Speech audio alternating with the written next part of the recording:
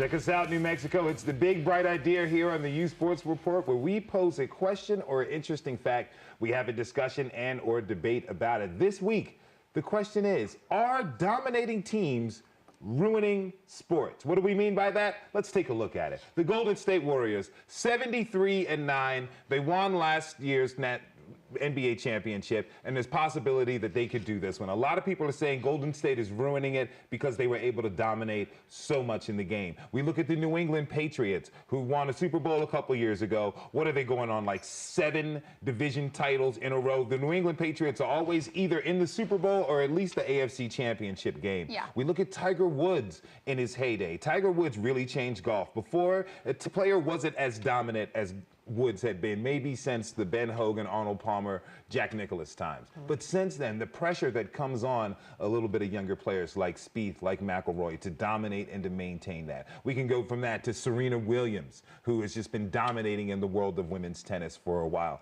The St. Louis Cardinals in baseball, always a deep, deep playoff team, won 2 of the, and San Francisco Giants, 2 of the last 4 World Series rings. So my question is to you guys, what do you think about that? Are dominating teams really ruining the coveted parity that the professional leagues are having, or do you think it's good for them? Kimberly? First off, you touched on Tiger Woods, and we talked about this before the show even started. Tiger Woods was a name that you heard repeatedly in golf in his biggest moments. Now you hear several names. There's a lot of guys, really close calls, and it's really difficult for us to really call someone who we think is going to take it because there's 3 or 4 guys who just are killing it. But Tiger Woods kind of ruined it for everyone in his major moment because it was only him that people were really watching, unless they, for some reason, were a strong fan of any of his opponents. But I absolutely think that dominating teams take some of the excitement away for fans of other teams. Now, as a Jaguars fan, I personally do not like the Patriots at all. I'm not a fan of them, but I cannot give anything but respect to that team because, like you said, every single year, if they're not in the Super Bowl, they're in the playoffs, they're doing what they do. And that just tells you right there they have solid coaching, a great GM, and a really solid staff in addition to a strong team. Okay. Well, I think it's a few different perspectives to look at this in terms of are they good for the sport. In terms of TV viewers and everything, I would say yes, but it also depends on the sport.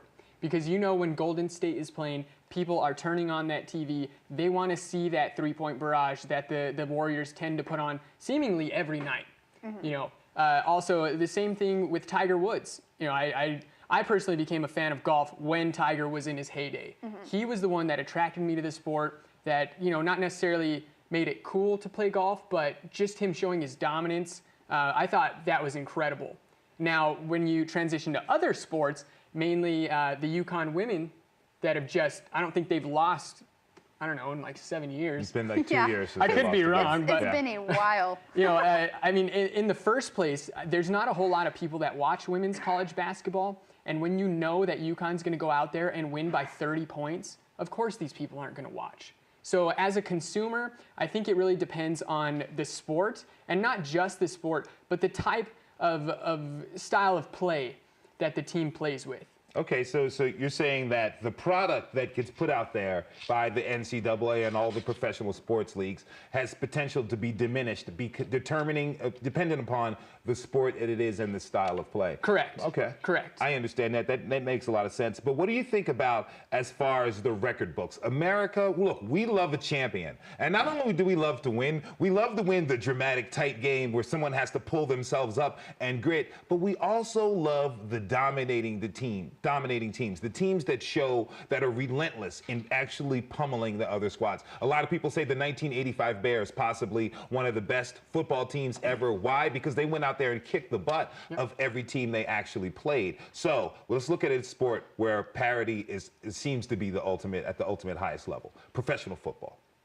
You've got the few teams that constantly win, the New England Patriots, the Seattle Seahawks of recent years. You've got the Denver Broncos of the past few years, and the Green Bay Packers. It seems like they're always in the mix. Then you have teams that fluctuate up and down, Dallas Cowboys, New York Giants. Then you also have teams that are trying to build themselves up. The one thing that I love about parity is there always seems to be a surprise playoff team. Always a team going from worst to first. However, they cannot maintain that consistency. So what exactly do you think that is about the leagues and parity? Do you think parity is good, or this dominance should stay? Well, again, I think there's a few different ways to look at it. From the team standpoint, of course you're going to want to dominate because that's going to attract free agents. And that's going to attract ticket sales. You know, everybody wants to get out there. Championships and rings. You're going to bring on championships. Sell gear. Yeah, and then exactly merchandising as well. But from the outsider's perspective, of course you don't want teams to dominate. You know, speaking as a Cowboys fan, obviously I'm not happy that the Patriots are seemingly in the AFC Championship or the Super Bowl every single year. But if I were a Patriots fan, then I would love it. Yeah. You know, because you are going to get those big names like I just said. So it's subjective. I mean, we haven't mentioned Dallas Cowboys and dominate in 20 years in the same sentence. So a very similar rivalry. I'm an LSU fan, and Alabama.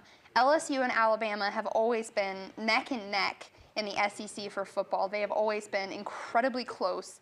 And Alabama, for a really long time, prior to Nick Saban, struggled with that. They were very difficult to have those wins against LSU. It was like LSU couldn't do anything but win against Alabama, and now it's Alabama comes into that game and they just already know that they're going to win, whether it's in Death Valley or it's not. Alabama comes in, they've got the win already before the game has even started, and as an LSU fan, no matter how hard the Tigers work the remainder of the season, prior to and even after that game, it just doesn't seem like enough is enough for the Tigers. They can't cut it. Even if they go into the playoffs, the new playoff system for the championship, even if they get to those playoffs, that Alabama is just going to completely destroy their shot at a championship. Now, all respect to Alabama, that just shows complete dominance and talent on their team and coaching staff. But it just kind of ruins the excitement for me because no matter how much opposing teams work, no matter how hard they try, they can't get there. They can't do it because there are those teams who take it every single year. They take it all the time. They're always in your face. That goes to the phrase, to be the champ, you got to beat the champ. If LSU wants to really be happy and proud, somebody eventually is going to have to beat Alabama in that big game. And just a little side note pertaining to Alabama's dominance, and as I said, when your team is good, you get all the TV ratings. Alabama's spring football game had a higher rating on network television than any NHL playoff game this last weekend. Wow. The Alabama spring football game. Yeah. And that's a spring game where they're playing themselves. All tuning in to see who the quarterback is going to be, because it'll be their fourth different starting quarterback in 4 years. Well, but all right. It doesn't seem to stop them. Yeah, I was about to say. Nothing can seem to stop cut them. them We'll off. see, ladies and gentlemen. That was another rousing debate here on The Big Bright Idea. I want to give thanks to the Dad Master, Mr. Tyler Ortega. For Kimbrey Temple, I am Khalil Ekalona. We will see you on Thursday. Don't forget to watch all the sports you can, because we'll be here at the U Sports Report.